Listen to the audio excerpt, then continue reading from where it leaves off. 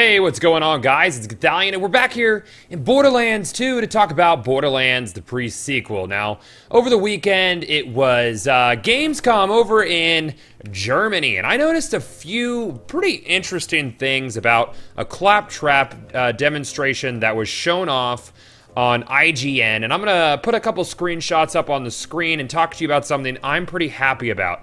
Now, in earlier versions, earlier alpha builds, they said this is alpha footage of Borderlands, the pre-sequel. All of the earlier footage we've seen, or at least most of it, has said that on the bottom. This is alpha footage or pre-alpha footage, meaning that all the damage equations really weren't in there. The game really wasn't hitting that polished, complete state, but now that we are kind of getting really close to October, we're getting to the point where Borderlands, the pre-sequel, is more or less getting to where it's done, getting polished, all of the equations are in there, and everything that's going to be in the game is in the game. So I believe that the versions of this game that we see at PAX Gamescom will be pretty much near the finished product that we're going to see in October when the game releases. Now, what's the important part about this? Well, I noticed that the damage numbers and health inside of these demos were more reminiscent of Borderlands 1 than they are of Borderlands 2. Now, if you've played Borderlands 1 compared to Borderlands 2, you will know that the weapon scaling and health scaling is more linear inside of Borderlands 1, as where in Borderlands 2,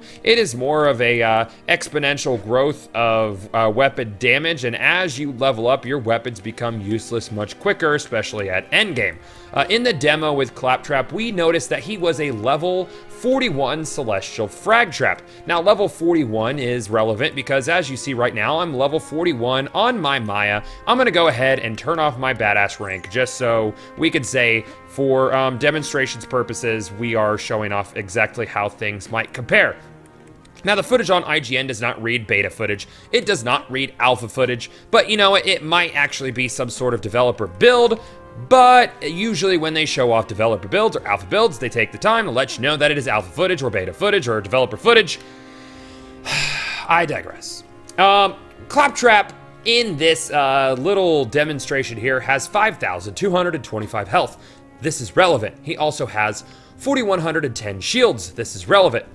These values are more reminiscent of the values that we would see inside of Borderlands 1 in more of a linear health and gear scaling system. What does this mean? That means endgame will end up quite a bit more balanced than it is inside of Borderlands 2, especially towards the end when they started adding in player levels. Things started to get pretty unbalanced. Enemies, dot scaling was really just out of control. So what does this mean for the game? What does this mean for enemy health? What does this mean for things like dot damage? Well, I don't know if you played with dot damage in early levels of Borderlands 2, but dot damage does pretty damn well early on.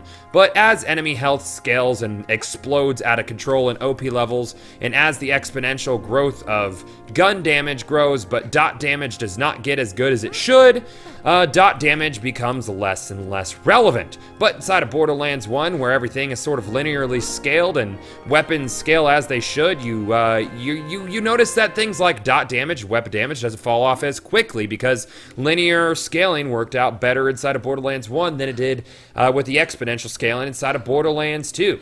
The next point I'm going to make is the weapon that the frag trap is firing is doing roughly 494 damage. Let's just assume that this is an on-level weapon because he is fucking up these level 38-ish, 40-ish enemies that he's fighting. So it is not an under-leveled weapon. We'll go ahead and assume that it's a level 41 weapon. So if this level 41 weapon doing white base damage, maybe with no skills active, no badass ranked active, is doing around 494 damage. Now let's look at my level 40 Ordinary Law, which does 4,487 damage at level 40. This is because of the exponential damage scaling inside of Borderlands 2.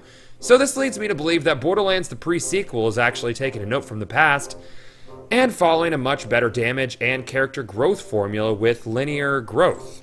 I could be 100% wrong, but in the past when they've used footage that is actually not from a final build, they've said this is pre-alpha footage because they want to cover their asses, but this doesn't say any of that, and we are getting to the point where the game should be going gold in early September, meaning finished, meaning the builds we are seeing now are the builds that we will likely be seeing something similar to. So how do you guys feel about this? Borderlands 1 fans, how do you feel about this? Character, health, shield values, and weapon damage all seem to be scaling more towards Borderlands 1 than Borderlands 2. This is something that fans and hardcore fans of the series clamored for. They liked the weapon and scaling system better in Borderlands 1. So, did Gearbox and 2K listen? Did they decide that linear scaling is better? Sound off below. Do you think I'm a crackpot? Or did you notice the same thing and this is something you're happy about? As always, don't forget to rate, comment, and subscribe. And I'll see you guys back in the pre-sequel.